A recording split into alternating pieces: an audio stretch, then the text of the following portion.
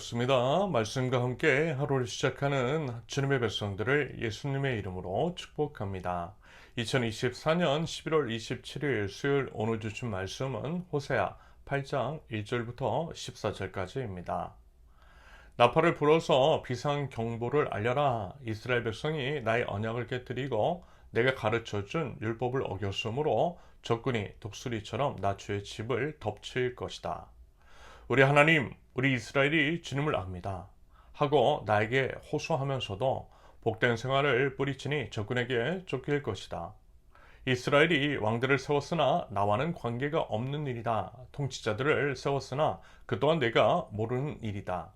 은과 금을 녹여서 신상들을 만들어 세웠으나 마침내 망하고야 말 것이다. 사마리아 사람들아, 나는 너희의 송아지 우상을 인정하지 않는다. 그것들 때문에 나의 분노가 활활 타오른다. 너희가 언제 깨끗해지겠느냐? 이스라엘에서 우상이 나오다니. 송아지 신상은 대장장이가 만든 것일 뿐 그것은 신이 아니다. 사마리아의 신상 송아지는 산산조각이 날 것이다. 이스라엘이 바람을 심었으니 광풍을 거둘 것이다. 곡식 줄기가 자라지 못하니 알곡이 생길 리 없다. 여문다고 하여도 남의 나라 사람들이 거둬 먹을 것이다. 이스라엘은 이미 먹히고 말았다. 이제 그들은 세계 만민 속에서 깨어진 그릇처럼 쓸모없이 되었다. 외로이 떠돌아다니는 들나귀처럼 아시리아로 올라가서 도와달라고 빌었다. 에브라임은 연인들에게 제 몸을 팔았다. 이스라엘이 세계 열방 사이에서 몸을 팔아서 도움을 구하였지만 이제 내가 이스라엘을 한 곳에 모아서 심판하겠다. 외국 왕들과 통치자들의 억압에 짓눌려서 이스라엘이 야위일 것이다. 에브라임이 죄를 용서받으려고 제단을 만들면 만들수록 늘어난 제단에서 더욱더 죄가 늘어난다. 수만 가지 율법을 써주었으나 자기들과는 아무런 관계도 없는 것처럼 여겼다. 희생제물을 좋아하여 짐승을 잡아서 제물로 바치지만 그들이 참으로 좋아하는 것은 먹는 고기일 따름이다. 그러니 나 주가 어찌 그들과 더불어 기뻐하겠느냐? 이제 그들이 이제 죄악을 기억하고 그들의 허물을 벌하여서 그들을 이집트로 다시 돌려보내겠다. 이스라엘이 궁궐들을 지었지만 자기들을 지은 창조주를 잊었다. 유다 백성이 견고한 성읍들을 많이 세웠으나 내가 불을 지르겠다. 궁궐들과 성읍들이 모두 불에 탈 것이다. 아멘. 계속되는 이스라엘의 죄악, 고발 및 그에 대한 심판 선언입니다. 먼저 이제 1절부터 3절까지. 이 부분은요, 전반적인 계호에 해당되는 것으로서 이스라엘이 하나님과의 언약을 파기하였으므로 그에 대한 심판이 당연한 결과임을 이야기하고 있습니다. 보통 이제 과거 언약을 체결할 때 그것을 이제 반드시 지켜야 한다라는 의미로서 짐승이 이제 몸을 둘로 쪼개 나누고 그 사이를 약속을 이제 체결하는 당사자들이 지나갔죠. 하나님께서 아브라함과 약속을 체결하실 때 이 장면이 등장을 합니다. 그렇게 이제 하는 이유는 약속을 파기할 경우 쪼갠 짐승처럼 몸을 쪼갠다라는 의미인 거죠. 언약은 그렇게 생명을 지켜 행하는 것인데 이스라엘이 뭐예요? 약속을 어겼다라는 것입니다. 그래서 마치 언약을 체결할 때 그 쪼개진 짐승들 위로 그 시체를 쪼아 먹기 위해서 독수리가 모여드는 것처럼 이스라엘이 약속을 어겼으니 독수리 같은 적국들이 몰려와서 이스라엘을 파먹는다, 파괴한다 라고 하는 말씀입니다. 여러분, 하나님과의 약속을요, 경홀히 여기지 않을 수 있기를 바랍니다. 하나님이요, 다름 아닌 온 오지의 왕이세요. 그 하나님과의 약속, 그것은 결국 하나님의 말씀이고 우리가 예수 그리스도를 믿어 하나님 나라 백성이라면 말씀 속에 기록된 약속을 자동적으로 체결한 것입니다. 하나님과 우리 관계는 분명 언약 관계라는 거죠. 그러므로 말씀을 따라 행함으로써 그 약속을 지켜야 한다라는 의미인 거죠.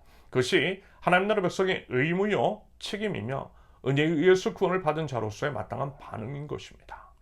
그런다고 할 때 물론 이제 꼭 그런 것은 아니지만 우리가 이제 하나님 나라 백성다운 삶을 살지 않을 때요 내리시는 징계, 사인 같은 것들이 있어요. 부모가 이제 자식에게 너 그러면 안 돼? 라고 하고 그리고 이제 회초리를 드는 것과 같은, 여러분 그럴 때에 그것을 이제 새겨들고 기회를 이제 주셨을 때 돌이키는 것이 지혜임을 여러분 꼭 기억하면 좋겠습니다.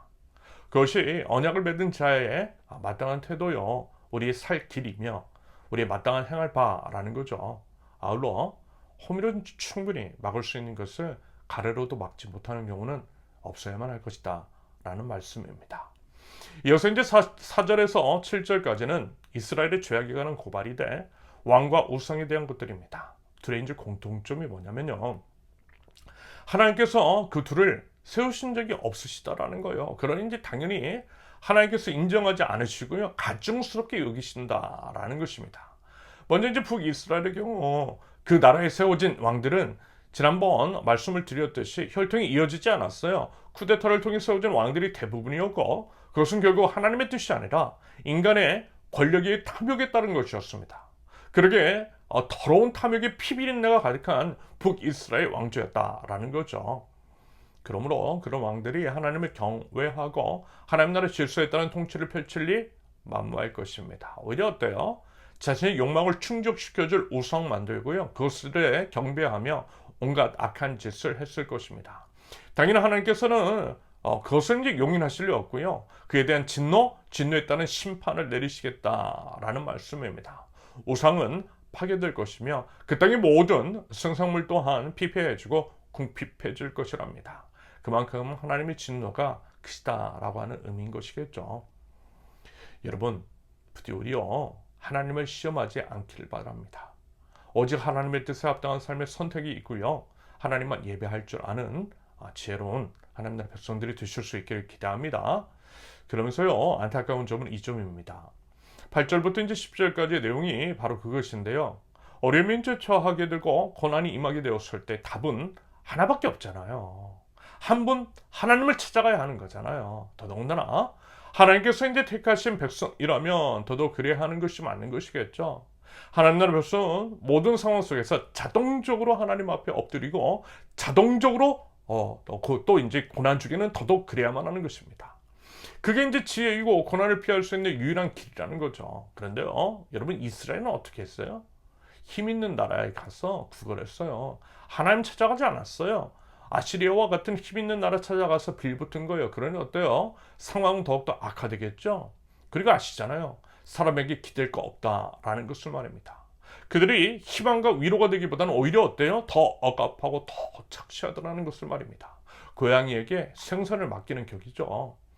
우리나라가 미국에 기대는 것도 그 외 다른 열강에 기대는 것도 같은 것이라는 것을, 그래서 이제 국제 호구가 되었다라고 하는 것도 우리 모두 겪지 않았습니까? 결국 그런 거예요.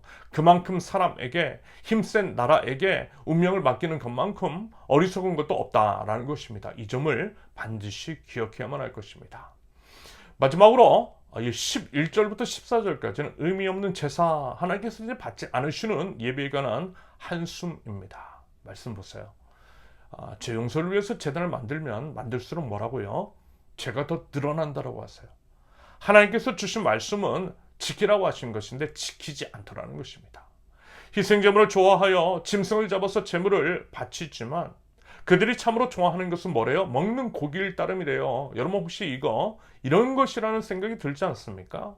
한국 교회가 예배를 참 좋아해요. 그런데 하나님께서 받으실 만한 예배가 아니라 자신의 이제 감정적인 만족을 위한 형식으로서의 예배 그 자체를 좋아하고 있는 것인지도 모른다는 생각을 해봤어요. 너나 나나 할 거 없이 유명 강사를 서로 초청해서 벌이는 집회들, 대형 집회들, 찬양이나 간증 집회들, 본인이 듣고 싶은 이야기를 해주는 강사를 좋아하는 것들, 그런 강사의 유튜브 설교를 골라 듣는 것들, 물론 그 모든 것들이 다 그렇다라고 할 수는 없겠죠. 하지만 그것이 이제 충분히 하나님이 아니라 자기 자신에게 초점을 맞춘 것일 수도 있더라는 점을 경계하는 마음으로요, 여러분 살펴보실 수 있기를 바랍니다. 그렇다면 과연 그런 예배를 하나님께서 받으시겠느냐라는 거죠. 여러분, 호세아서를 나누면서 계속 말씀을 드렸죠. 하나님을 알아야 한다라고 말입니다. 하나님은 우리의 속마음, 우리 의도마저도 정확하게 알고 계세요. 우리의 시선이, 우리의 초점이 어디를 향해 있는지 우리 하나님 다 알고 계시다라는 말입니다. 하나님이 아닌 우리 자신의 만족의 초점이 맞춰져 있을 때, 하나님을 잊어버릴 때 14절의 표현처럼 그것들은 결국 불태워져 없어질 것입니다. 부디 이스라엘을 반면 교사 삼아 우리의 삶을 십자가 앞에 점검하고요, 내가 아니라, 사람이 아니라 하나님 중심적인, 하나님 중심적인 신앙으로 거듭날 수 있기를 예수님의 이름으로 축원합니다. 함께 기도합니다. 하나님 앞에 바른 삶의 예배를 올려드립니다. 제가 원하는 것이 아니라 하나님께서 진정으로 원하시는 예배를 드리기를 원합니다. 그것을 위해서 하나님, 저희들 말씀 앞에 엎드립니다. 주님, 말씀하옵소서. 제가 듣겠습니다. 하나님의 사인을 민감하게 캐치하며 바른 삶의 반응이 있게 하시고 오직 겸손한 태도로 주님께 시선과 초점을 맞추며 주님 말씀 따라 나가는 하나님 나라 백성들, 주님께 인정을 받는 제가 될 수 있도록 주님 인도하여 주시옵소서. 예수님의 이름으로 기도합니다. 아멘. 하나님께서 오늘 주신 말씀과 각자의 기도 제목을 놓고 우리 잠시 기도합니다.